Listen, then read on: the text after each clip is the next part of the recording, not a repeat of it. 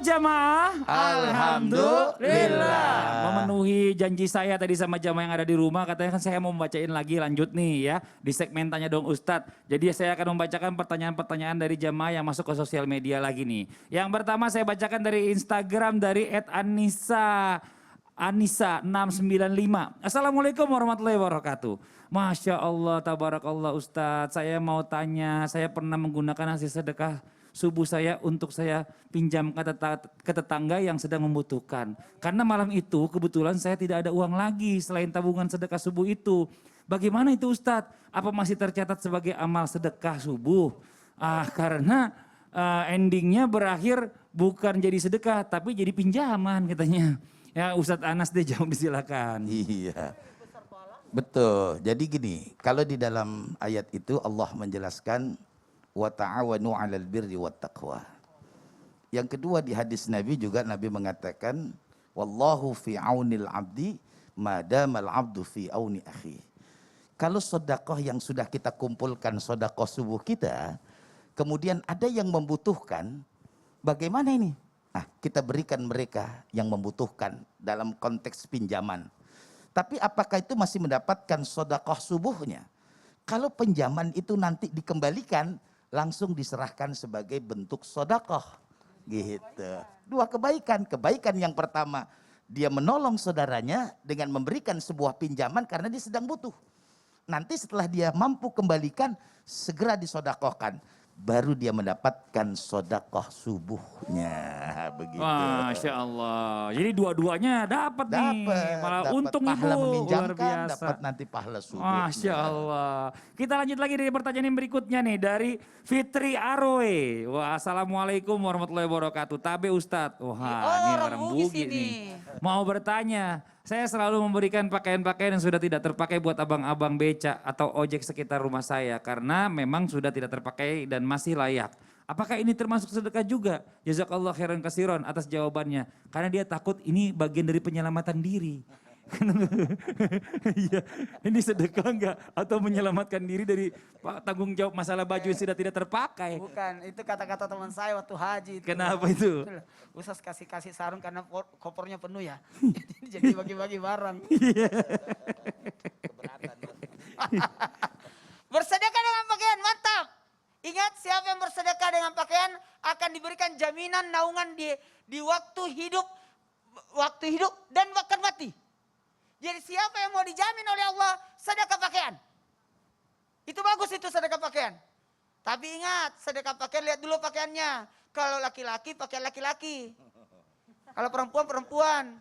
Jangan kebalik. Lihat sasaran tepatnya. Kemudian lihat yang layak pakai. Jangan sampai, mohon maaf, yang tidak ada gespernya lah, apalah, kasih yang terbaik, yang layak pakai. Dan mohon maaf, saya harus sampaikan, ada memang baju tidak bisa kita sumbangkan.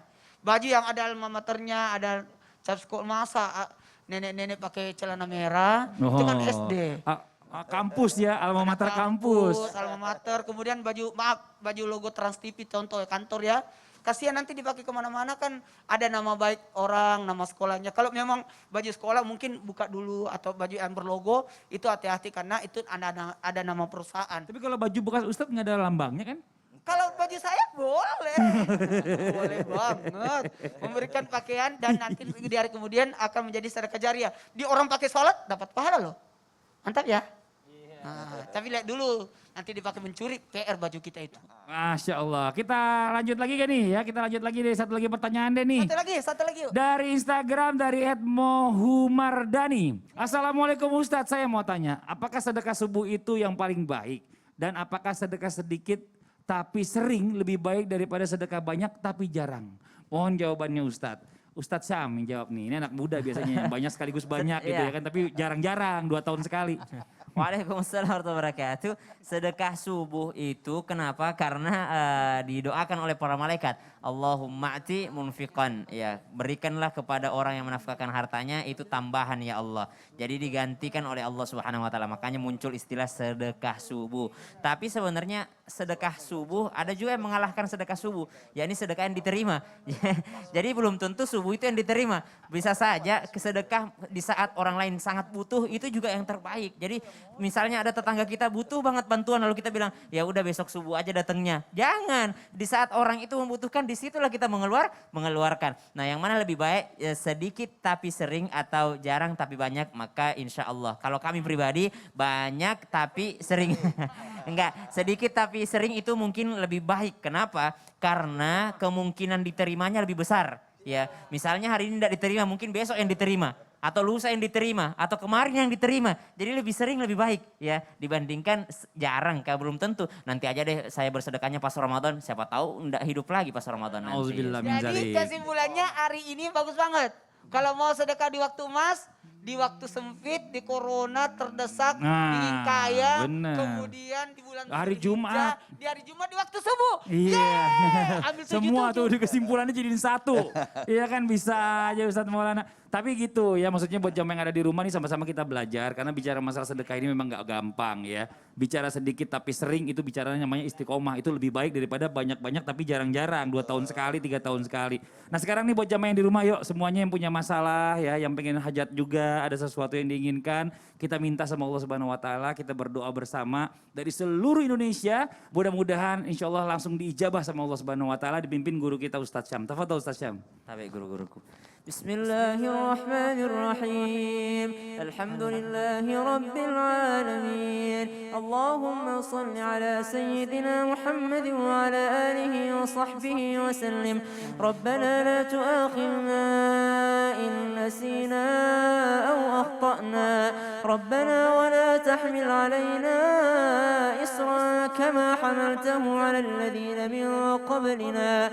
Rabbana wa la tuhammilna ma لا طاقة لنا به واعف عنا واغفر لنا وارحمنا أنت مولانا فانصرنا على القوم الكافرين ربنا لا تزغ قلوبنا بعد إذ هديتنا وهب لنا من لدنك رحمة إنك أنت الوهاب ربنا آتنا من لدنك رحمة وهيئ لنا من أمرنا رشدا اللهم أكرمنا بالرزق الحلال وارزقنا من حيث لا يحتسب ربنا آتنا في الدنيا حسنة وفي الآخرة حسنة وقنا عذاب النار وصلى الله على سيدنا محمد والحمد لله رب العالمين.